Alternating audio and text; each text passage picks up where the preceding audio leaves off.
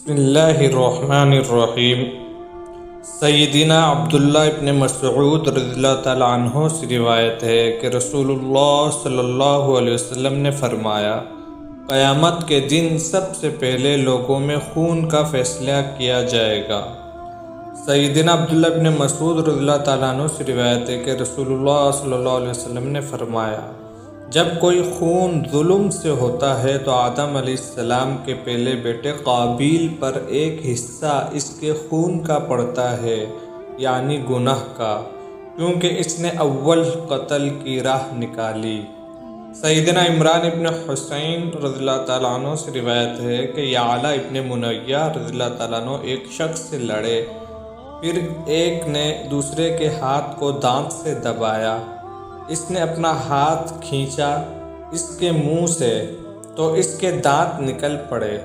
پھر دونوں لڑتے جھگڑتے رسول اللہ صلی اللہ علیہ وسلم کے پاس آئے۔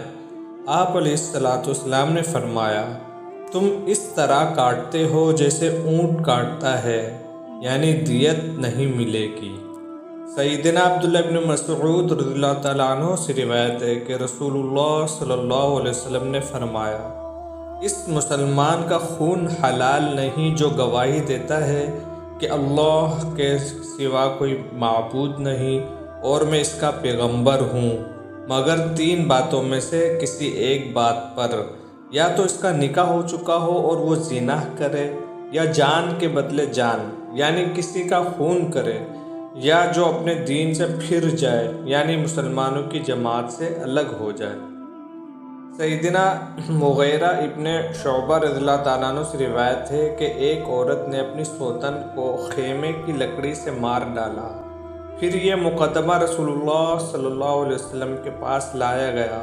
آپ علیہ السلام نے فرمایا، قاتلہ کے کنبے والے دیت دیں گے۔ مقتولہ پیٹ سے تھی۔ آپ علیہ السلام نے پیٹ کے بچے کی دیت ایک غلام کا فیصلہ فرمایا۔ ایک شخص بولا، ہم کیوں کر دیت دیں اس کی جس نے نہ کھایا نہ پیا نہ رویا نہ چلایا؟ آپ علیہ السلام نے فرمایا، گنواروں کی طرح مسجع اور مکفّع بولتا ہے۔ حضرت انس ابن مالک رضی اللہ تعالیٰ عنہ سے روایت ہے کہ ایک یہودی نے انصار کی ایک لڑکی کو قتل کیا، کچھ زیور کے لیے جو وہ پہنے ہوئے تھی، پھر اس کو کنویں میں ڈال دیا اور اس کا سر پتھر سے کچل دیا۔ اس کے بعد وہ پکڑا گیا اور رسول اللہ صلی اللہ علیہ وسلم کے پاس لایا گیا۔